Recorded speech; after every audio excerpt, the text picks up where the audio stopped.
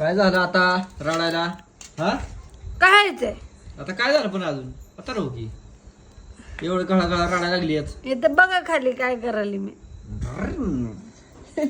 का चिरली वय मायचा राडा मुलं अजून कसं दुःख झालं तुला लागली रडायला मोठ्या मोठ्यानं.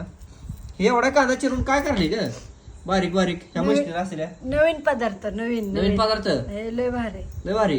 हं. तर मी बघ चाल आणि खातच राहचाल.